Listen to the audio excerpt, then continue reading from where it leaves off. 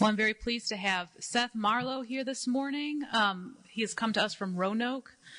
He's been involved in transgender education and activism for nearly 2 decades. Longtime Virginian, he appreciates the opportunity to talk to his neighbors about his experiences and to shine a light on the challenges faced by transgender and gender nonconforming people.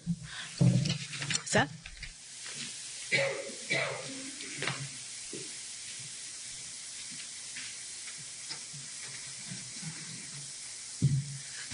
Good morning, friends. Can you guys hear me okay?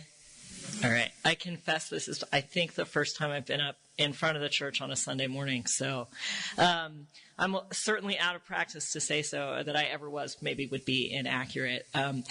As mentioned, my name is Seth Marlow. I'm here from Roanoke this morning. At home, if I had made it to service, I would be worshiping with Roanoke Friends Meeting, the Quakers, so we probably have some similarities in our practices.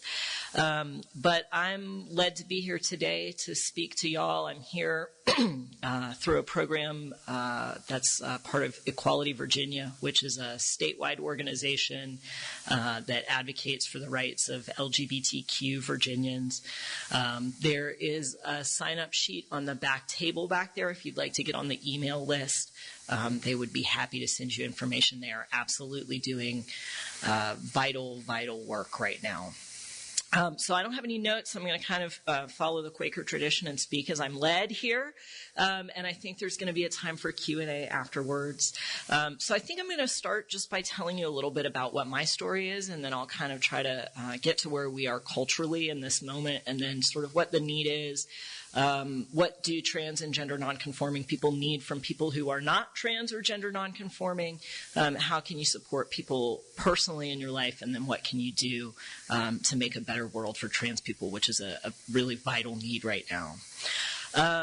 So I now live in Roanoke. I work for our healthcare system. I teach people to use software. It's not an especially interesting job, but it does give me the opportunity to meet new people pretty much every day in a time that's difficult for them, and that's something that I enjoy. I also have a little boy who just turned 3 last week, who is the light of my life, and if you're interested in talking about a toddler, I have hours of time for you on that topic. But of course, I'm here today to talk to you as a trans person. So I transitioned. Gosh, it's been about 15 years now, which is a really crazy thing to say. I'm 40 years old. I started my medical transition at 25, and I started probably a social transition about 5 years before that. When I was born, the doctors and my parents looked at my anatomy, and they said, "We have a little girl," much to my father's supreme surprise. He had 3 sons. The story goes that they had to shove a stool under him in the delivery room because he lost his knees when they told him that he had a little girl. And it soon became clear that maybe that was not completely accurate, although my parents were not open to a lot of variance in gender expression. They had very traditional ideas. My dad was born in 1928 in a cotton mill village in Georgia. My grandfather was a sharecropper. And although my dad was the most well-read man I have ever met, he's deceased now, but he probably is the smartest person I ever knew.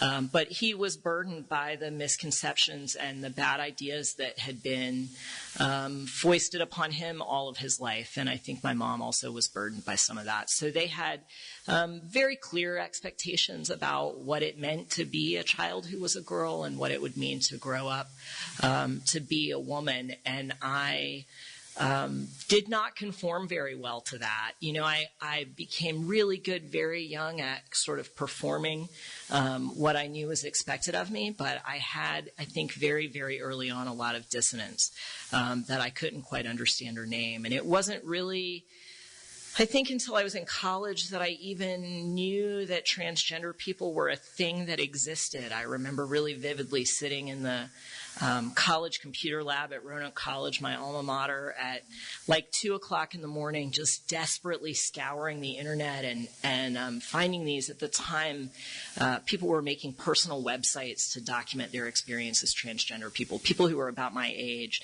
and who I'm really, really profoundly grateful to say are my close friends now, 20 years later. But we all started connecting in this way. And at the time, I had kind of an emerging queer identity. I probably would have said that I was a lesbian, although I had not a lot of relational experience to back that up, but I knew that I was different in some way. And so I started probably when I was about 16 or 17, kind of coming into an awareness that my expression of self and my relational expression of self was not going to be what it was expected to be. And in fact, this probably was a revelation that was brought on in part by my parents. My dad started using sexuality-related slurs to describe me when I was about 13 years old, I think was the first time he called me a dyke, because he saw in me as well something that was different, and that was the name that he gave to it. And so it probably is no surprise to hear that this was something that I really resisted in my own life for a long time. Even once I knew that I was going to be partnered with women, that was the only relational attraction that I felt. I could accept that, but it was very difficult for me to think about being a person who was not gender conforming. And at the time, so this was about 20 years ago, the conversation did not have a lot of room at that time for people who didn't have what's called a binary identity. So I have a pretty simple binary identity, which is that for me to describe myself as male or to describe myself as a man feels pretty accurate. There are people who feel they don't occupy either of what we would call those binary genders, male or female. There are people who feel that they're a little of both. So it's kind of a spectrum, but if you would imagine that on the spectrum, people can fall not just here, but really kind of anywhere around here. My experience, however, really happened at a time when the focus was on binary identities, and that is my identity. So you'll hear a lot of that narrative from me this morning, but it certainly is not the only narrative of transgender and gender nonconforming people. But I was really uncomfortable with the idea. So I did the same thing that I had sort of done with sexuality, which is started at a place where I was just told myself that I was just really, really okay with transgender people. And that was where my interest lay. But I was increasingly feeling discomfort and a disconnect and just a real sense of difficulty occupying myself and really specifically, and I hear this from a lot of transgender people, of imagining a future in which I existed. And that actually was a big part, I think, of my discernment process. At that time, I thought, as I do now, there are a million ways to be a woman, and there are a million ways to be a man. And simply not conforming to those expectations doesn't make a person transgender. I'm sure literally that every single person in this room has an experience where they have felt bound or hemmed in by the gender expectations that were placed on them, even if they don't feel that there's a conflict between the gender that they're moving through the world with and the gender that they experience internally. Even my dad, my very, very, very conservative dad, not long before I transitioned, I think when I knew that it was coming, but I hadn't talked to my family about it, my parents had separated and I had gone, my dad was grieving very deeply, and I had gone to spend some time with him to kind of just try to care for him a little bit. And we had a very strange relationship, but I felt that I was the best person to go and do this. And I remember sitting in the living room with him, and he initiated this conversation kind of out of nowhere where he said to me, when I was a boy, there was a way that men were supposed to be, and I was never good at it. And that, it's a moment I'll never forget in my relationship with my dad. It was very telling to me that he had this feeling that somebody who had literally harassed me for, at that point, at least a decade of my life about my gender presentation, had carried this own feeling of shame and inadequacy around his own gender. So it really was no surprise to me that he felt that, but I was surprised that he articulated it to me. And I understood it. But I understood it from the perspective of someone who viewed themselves as a man in the world. And that was something that he couldn't see, but it was a moment of connection between us at a time when I was really struggling to feel a sense of adequacy in my gender, and to know that we had that even in all this conflict around gender. When I was about 25, I had tried for a really long time to find some other path for myself that didn't require me to be a person who would transition. I really didn't. One, I had a lot of internalized transphobia. I didn't want to be a trans person. I knew it was going to be really hard. I didn't want to have these conversations with my family. I was worried about what I would lose. But I had decided I was going to make this practice of trying to look for women who were older than I was at the time, whose lives looked like maybe something I recognized, that I could imagine in myself. And I would see these women who the community at the time, and probably still would describe, and these folks probably would have self-described as butches, which is a masculine presentation of I guess a marginally female identity, and that was, I thought, yeah, this can be me. But I never had a sense of recognition in looking at people further in their lives who were occupying, expressing their gender that way. And I thought maybe I just hadn't seen the right people, and then I finally realized that it was because that was not me. That was not going to be my experience. And in addition to all of this, I was experiencing, you may be familiar with the term dysphoria, which for a lot of trans people is a hallmark of their experience. And it's this kind of really troubling disconnect between either the social experience you're living in or the embodiment that you have at the time. And I would ask all of you to think about what clothes you put on that just make you feel awesome. You know what I mean? You've got that outfit, or you've had it at some point, you put it on, you feel like, yeah, this is me. And then to think about what would be the opposite of that. And what if you had to wear that opposite of that outfit every day, all the time, whatever it was, whether you're comfortable in, a short skirt and this is pants, or you're comfortable in a suit and tie and this is cargo shorts, or whatever it is. Think about what that would feel like for you and how it would add up every day to have people infer from that presentation something about you that you felt was untrue. And that feeling is dysphoria. And so I was increasingly feeling this dysphoria, which for me manifested in part as suicidal ideation. And so I spent a tremendous amount of time in my, really for most of my life, but especially at this time in my mid-20s. I would wake up every day and tell myself that I wasn't allowed to kill myself today. And that became a more and more consuming feeling. And I decided, I had done all this research on what it was like to go on hormone replacement therapy for transition. And I knew all these people who had done it. I was friends with these guys, and I had read everything about it, and I thought, I'm just going to do like one shot of testosterone, because then I'll know what it feels like, and then I can just put this whole thing behind me. And so I started that, and it rapidly became clear that this something felt more right for me. And I thought, okay, well, I don't have to tell my parents this. I don't really have to have this conversation with everybody, but maybe I can just get the guy at the gas station to quit calling me ma'am. And so I started pursuing this more masculine presentation, and I was using testosterone. And at the time, I was doing it without medical supervision because I didn't have health insurance. There were a lot of roadblocks or gatekeeping points to have access to that. But every time I saw a healthcare provider, I said, listen, I'm doing this thing, and I really need your help. Will you help me? And everyone said no. And not only was I having to ask that question, but every time I saw a doctor, I would have to call the office beforehand and say, I'm a transgender person. Will you treat me at your office? Not for transition-related care, but for anything. Can I come in and be your patient? Will you treat me? Will you let me be in your office?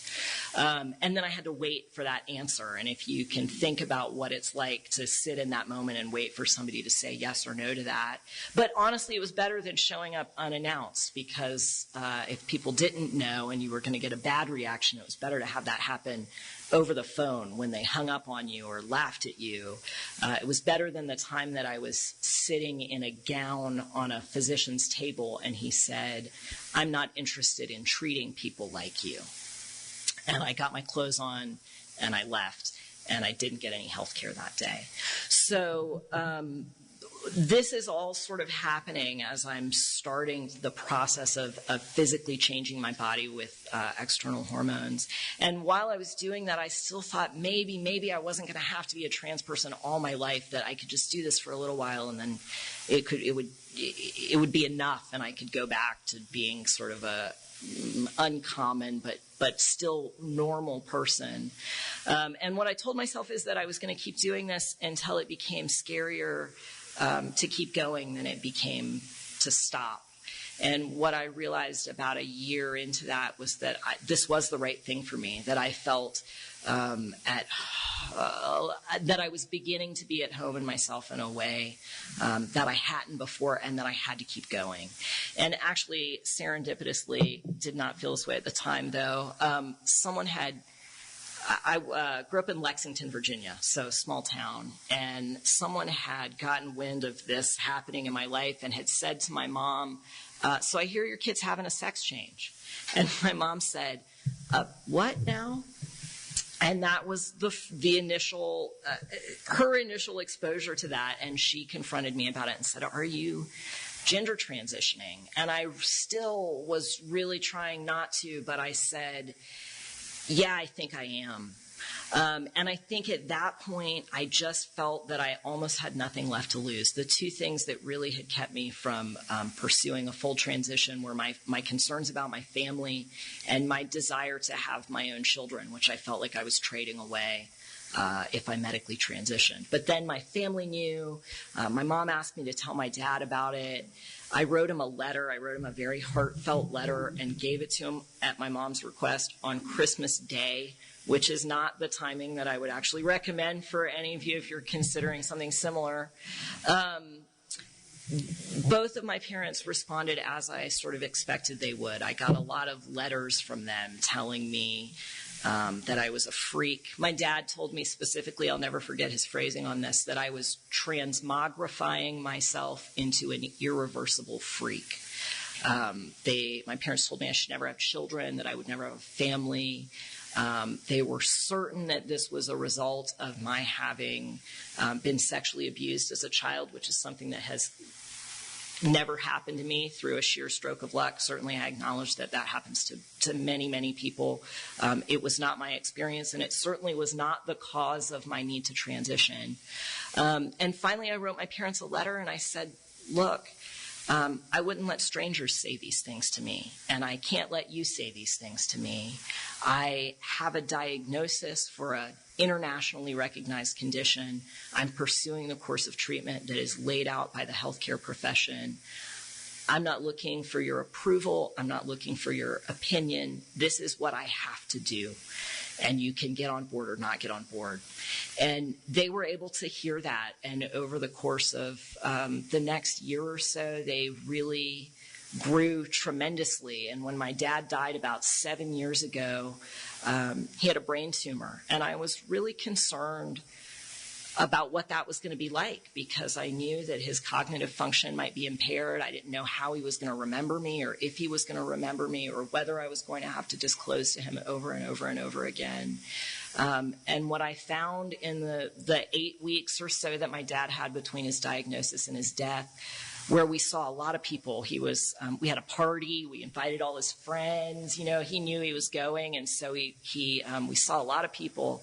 And every person, he said, "This is my son."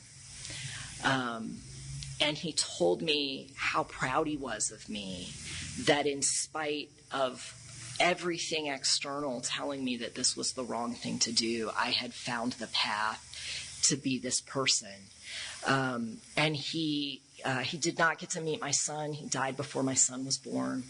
But he met the person who's now my wife, and he was so grateful for her and so proud of me and the life that I had made for myself. And I think, I spent a long time trying to understand my dad. And in doing that, I found that I think we have a lot in common. I think about my dad's life as somebody who was never quite good enough at being a man. And I think I understand that a little bit.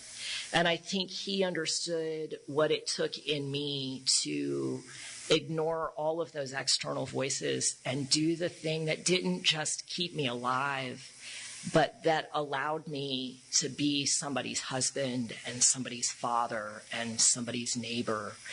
I read somebody was talking about transition. They had recently started medically transitioning, and they said, the world is becoming more real to me now.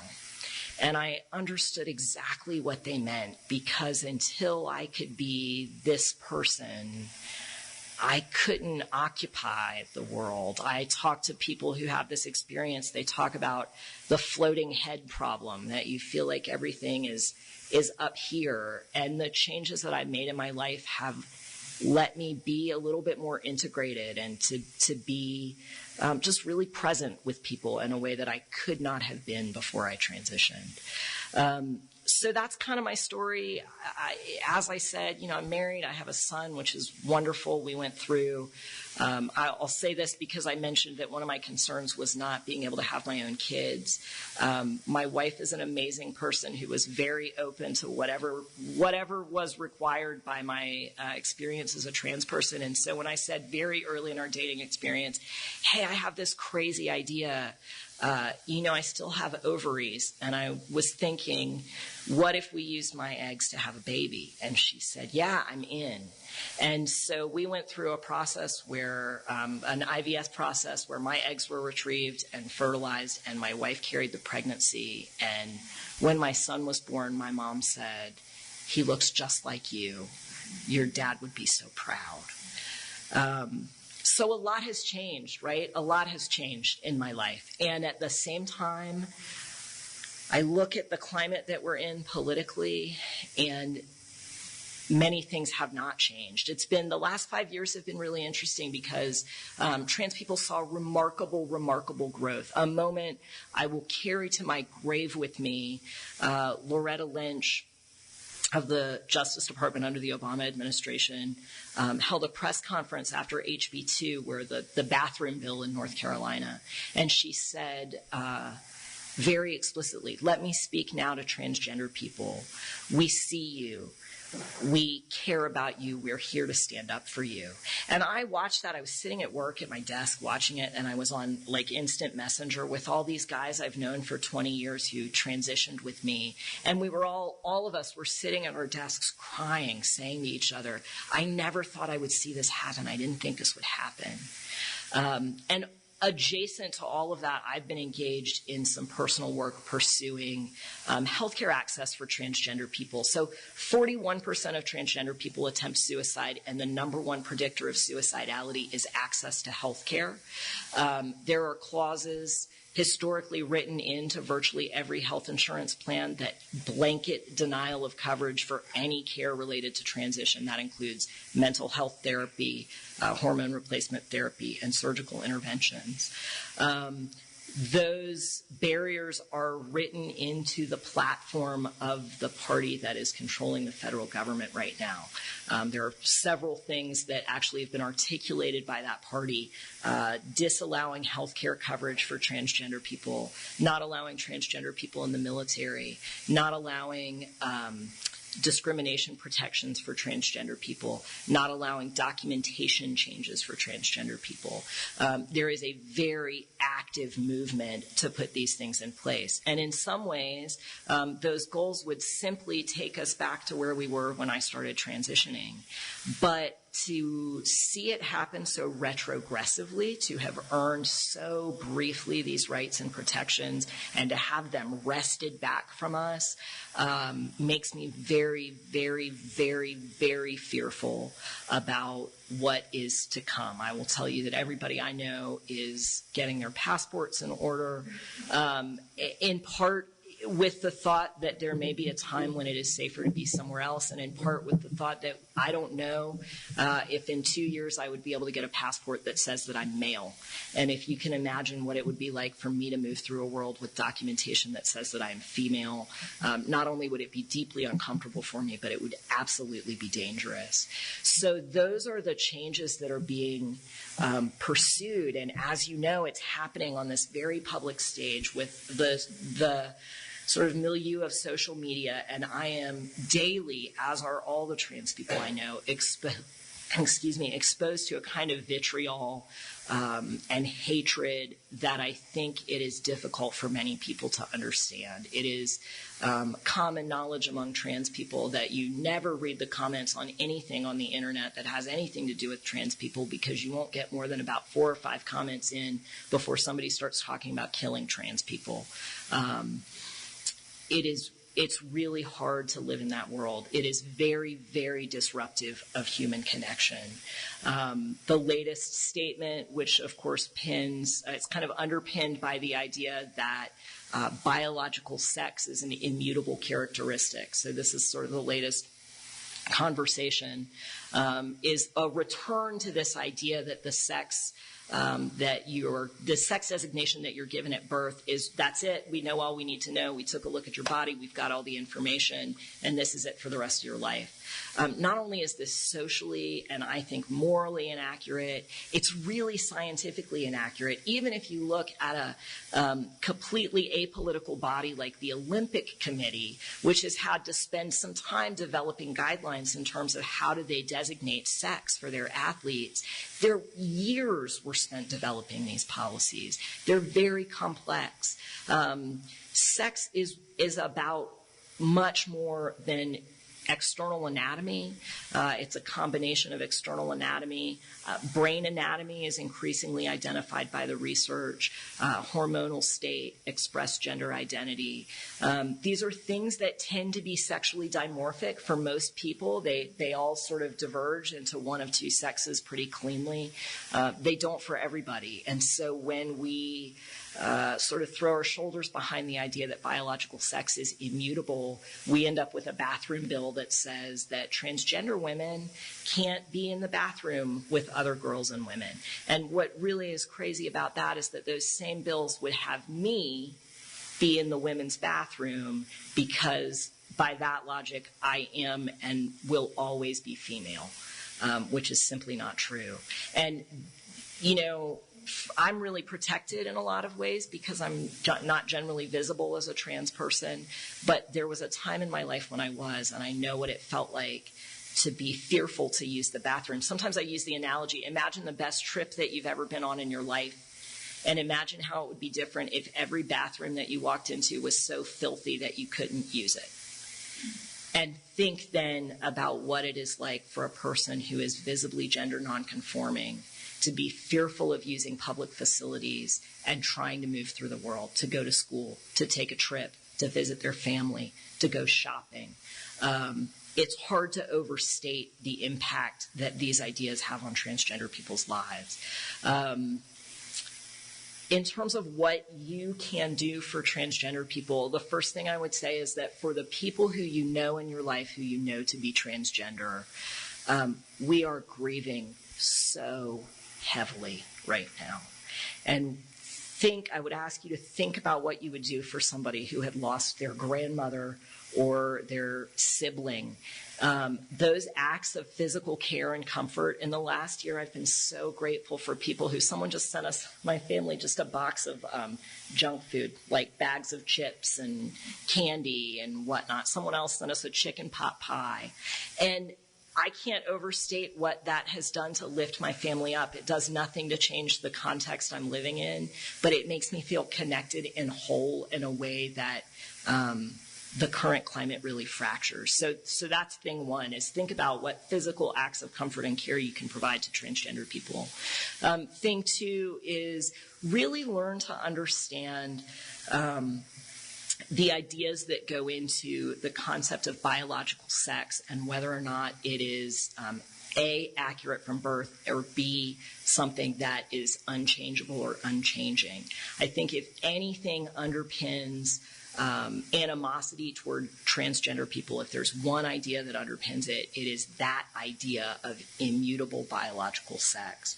I'm happy to talk about this more at length individually. I'm happy to provide links and information that look at science that says, hey, actually there's much more diversity. You know, a lot of times people say, well, it's about whether you're XX or XY, and don't realize that there are actually more permutations than that. People are born XXY, people are born XYY, people are born XX and XY with different anatomy. To me, this is really not that different from any other kind of physical expression of difference. I think about things like diabetes. Nobody looks at people with diabetes and says, it's God's will. You were born this way.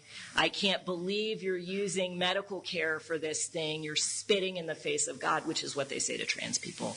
So understanding that and confronting people when they say things that really reduce sex to genitals at birth is tremendously important to trans people. To be able to say when someone says, I don't want my daughter using a bathroom with a man, for you to step up and say, that's not what's happening when trans women are using the bathroom. It's crucial. Trans people are exhausted by doing this work. We're exhausted by having these conversations. And when we have these conversations, we make ourselves vulnerable to people's responses, which or range from emotionally abusive to, in some cases, physically abusive. So for y'all to kind of pick up that work and give us a little hand with that is extremely important. And then finally, I'm not the only person who said this, but please, please, please go to the polls and vote. I know that not everybody wants to vote in a two-party system. Look, trans person surrounded by gender diversity, where not everybody likes that two-party system either. I get it, but in this case, I really just implore you to just hold your nose and vote, because I feel fearful that I and my family may not be able to live in this country in 10 years if I can't be protected at my job, if I can't know that I'm going to be able to access health care, if I can't safely use a bathroom. I can't stay here. If I'm not safe everywhere in this country, I'm not safe in this country. And I don't think any of us would expect in 2018 that people were going to be thinking these thoughts. And I certainly am not trying to be overly fearful about this. But I know that I, like a lot of people, am watching for the canary in the coal mine for trans people that says it's no longer safe for me to be here. This is the feeling that people have. We need you to comfort us and put your arms around us and lift us up and do this work with us. We are exhausted. We've been doing this work for a long time. We've just been kicked in the teeth again after making a little bit of progress. And we need your help. I need you to confront the things that people say about people like me, so I don't have to when I'm not in the room to do it. Even if you have a person who you don't know that you look at, maybe it's someone like me, and you look at that person and you say, oh yeah, that dude's always, he was that born male, or whether it's somebody who has not yet started expressing gender variance. We're listening to the things that you say and the things that you don't say, and we need you to speak up. That's all I have.